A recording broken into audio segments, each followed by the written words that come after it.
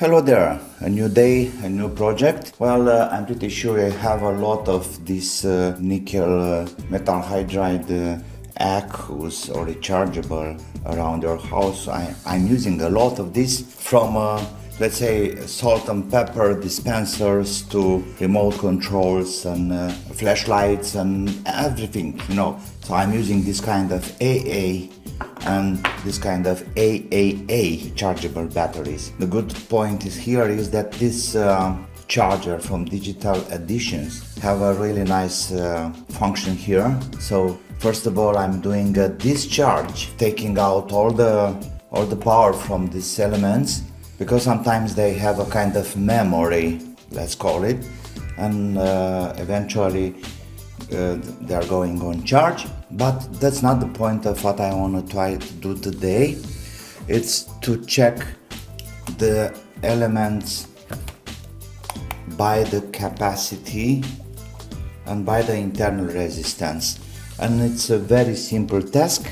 You have a tester like this. It's a low impedance resistance meter and also internal resistance meter, and it's very useful for lithium and any kind of batteries and any kind of rechargeable batteries too. This is a special tool. It's very useful. I really recommend it. It's great.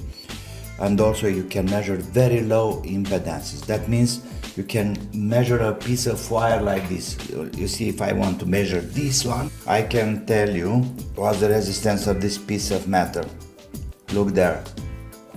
It's 3.75 milliohms. You can build your own shunts for ammeters and so on. Okay, I'm going to show you a few methods classifying by the capacity and internal resistance of rechargeable batteries. Because let's say if you have two good ones and a bad one in a lamp like this, it will be dead in a couple of hours. So let's put them into capacity family. So I have this one here. These are fresh charge now.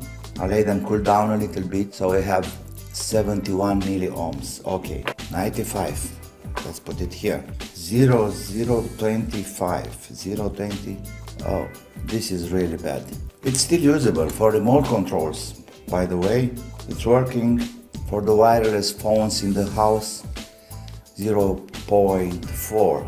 Even worse. So we got these two are pretty okay. Let's see this one, 140 milliohms. We go here, 293. We go here, 0.275. This is here, 60 milliohms over here, 194. This one goes here. Okay, so these are pretty okay. I'm gonna put them. Let's say I'm gonna mark them like a. Let's measure them again. So I may say that I have 4 good ones, really good. We don't need that anymore here. 7, okay, but let's write on this. So we got a 51 here. This is a marker, so it should be okay. 72, I said 50, 72, okay, next one, 4. Okay, so these are the best one. Next, category 283, so we got 283, 475, oh my, almost half of ohm, 0196, let's call it 200, 304, 216, okay, and 108. So let's have them in the families, let's say 200, 216, 104, these are the worst ones, 475. These are the good ones. If you don't have a low impedance meter or internal resistance meter, you can use like mine. Now it's on 20 amps. Let's grab a piece of paper.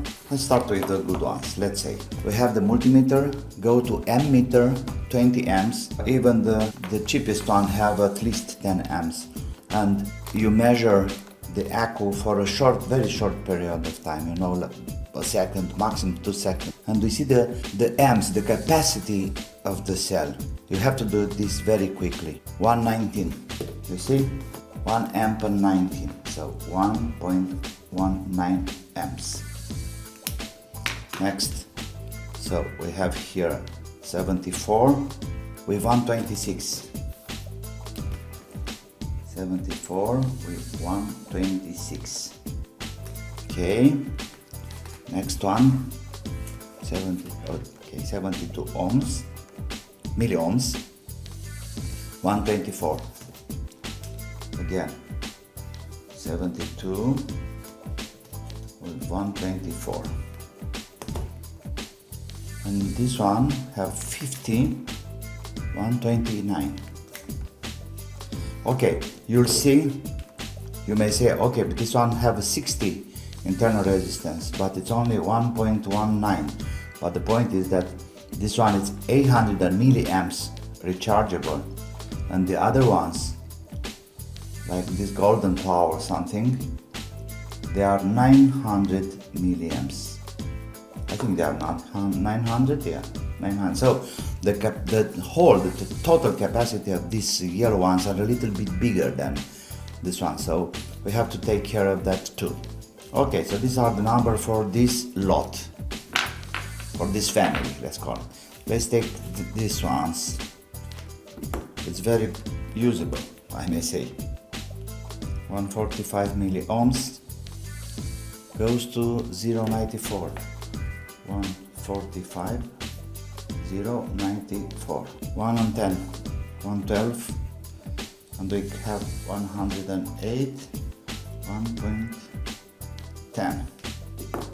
And this one, so this one is 283 milliohms, goes to 1 amp. 293 goes to 100. Remember, this is almost a shortcut current. 216 goes to 107. This is a 400 milliamps, so it's a very weak one, but still have 90, so 200 milliohms, and it goes to 97 or something, 0.81. But I said it's a weak one, it's 400 milliamps, it's half the capacity of the others. So I got a 300 here with 0.96, 475 with 0.90. Well, you may say it's not a big difference between this and this, but if you consider the internal resistance, like a resistance like this, so let's say we have a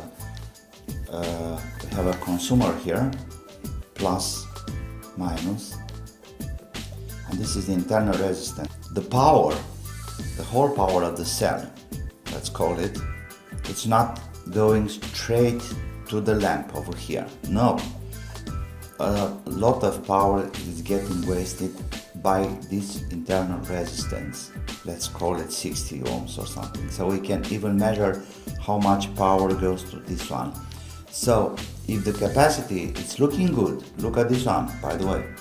So we have 283 with 1 amp. We have this one 108 milliohms with 1.1 amps. It's looking good. But remember, this one over here will eat a lot of power. It's an internal process of losing energy. The point is that we need to look for low milliohms with the best amperage. So far I have these 4 over here, they are in pretty good shape. So that's another way to measure with a simple multimeter.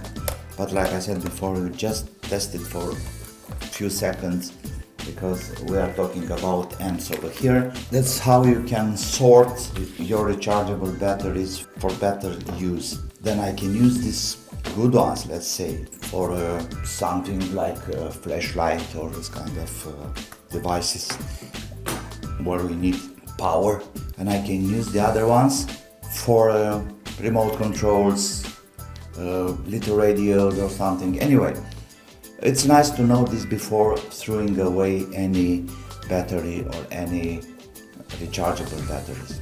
I hope it's useful, and thank you for now. See you soon with some other projects. Don't forget to have fun and be safe. Bye bye.